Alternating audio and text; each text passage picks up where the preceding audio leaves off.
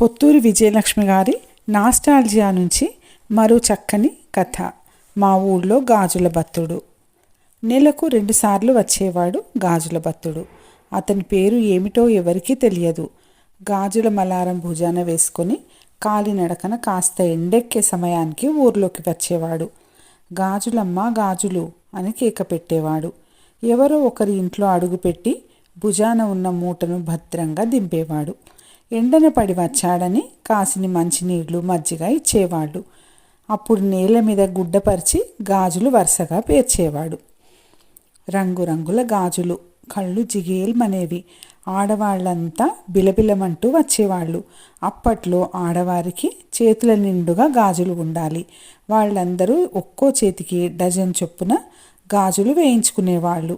చిన్నపిల్లలకు రబ్బరు గాజులు, చంటి పిల్లలకు నల్ల గాజులు ఉంటే డబ్బులు ఇచ్చేవాళ్ళు, లేకపోతే మళ్ళీ ఇస్తామనేవాళ్ళు. కొందరు వడ్లు ఇచ్చేవాళ్ళు. అట్లా 2-3 చోట్ల మలారం దింపేవాడు. భోజనం వేళకి ఎక్కడ ఉంటే ఆ ఇంటి వాళ్ళు అన్నం పెట్టేవాళ్ళు. సాయంత్రం చీకటి పడక ముందే ఊరు దాటి వెళ్ళిపోయేవాడు. గాజుల బత్తుడు కేవలం గాజుల అమ్మకమే కాదు, ఇంకా ఎన్నో విధాలుగా ఆడవాళ్లను ఆదుకునేవాడు. ఒక విధంగా చెప్పాలంటే అతను వాళ్ళ పాలిట కల్పవృక్షం. చుట్టుపక్కల గ్రామాల్లో తిరుగుతూ గాజులు అమ్ముతాడు కాబట్టి అన్ని ఊళ్ళలో అందరూ అతనికి పరిచయం. మా అమ్మాయి ఎట్లా ఉంది అని తల్లి ఈ ఊళ్ళో అడిగితే చక్కగా ఉంది, నవ్వుతూ కళకళలాడిపోతుంది, మంచి ఇంట్లో ఇచ్చుకున్నారు అని ఆ ఊళ్ళో ఉన్న కూతురు సమాచారం తల్లికి అందించేవాడు. మరో చోట మొన్న పాలెం వెళ్ళినప్పుడు చూశాను, మీ అమ్మాయి ఏదో దిగులుగా ఉందమ్మా, ఒక మారు వెళ్ళి చూసిరండి అని హెచ్చరించేవాడు. కేవలం క్షేమ సమాచారాలు మాత్రమే కాదు, ఎన్నో రహస్య సమాచారాలు గూఢచారిలా అందించేవాడు. మాచారంలో పలాని వాళ్ళ అమ్మాయికి ఆ కాజీపాలెం సంబంధం చూద్దామనుకుంటున్నారట. ఆ పిల్లాడు మాకు తెలుసు, తిన్ననైన వాడు కాదు. ఈ కబురు రహస్యంగా వాళ్లకు చెప్పు, ఆ పైన వాళ్ళ ఇష్టం. నేను చెప్పానని తెలిస్తే కొంపలంటుకుంటాయి, జాగ్రత్త అని ఓ ముక్క చెప్తే మూడో కంటి వాడికి కూడా తెలియకుండా వారికి కబురు అందిపోయేది. ఓ ఇంటి కోడలు మొన్న మధ్య మా మామగారికి జ్వరం తగ్గితే నా 2 తోటి కోడళ్ళ పుట్టింటి వాళ్ళు వచ్చి చూసిపోయారు. మా వాళ్ళు రాలేదు, నాకు చిన్నతనంగా ఉంది అని గుట్టుగా గాజుల బత్తుడి చెవిన వేస్తే మరుసటి వారం పుట్టింటి నుంచి ఎవరో ఒకరు ఆ ఊరికి ప్రయాణం కట్టేవారు.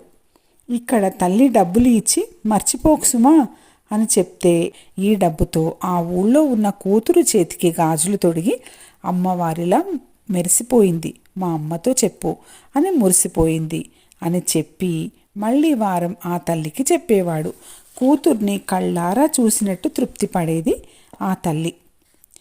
ఇక ఎవరింట్లో అయినా పెళ్ళి అయితే చూడాలి, గాజుల బత్తుడి హడావుడి ముందుగానే చెప్పేవారు కాబట్టి తెల్లారకుండానే వచ్చి కూర్చునేవాడు. పెళ్లి కూతురిని మురిపంగా చూసేవాడు.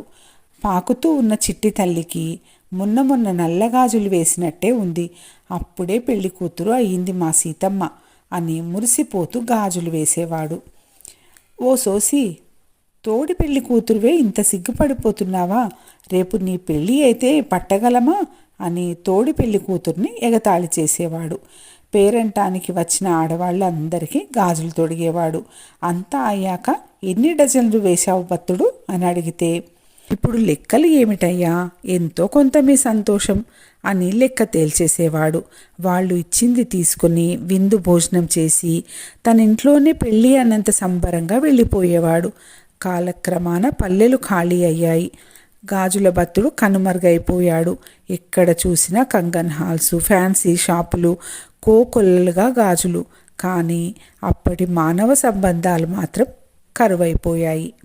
కథ సమాప్తం. మరి కథ నచ్చినట్టయితే తప్పకుండా లైక్ చేసి సబ్స్క్రైబ్ చేసుకోగలరు.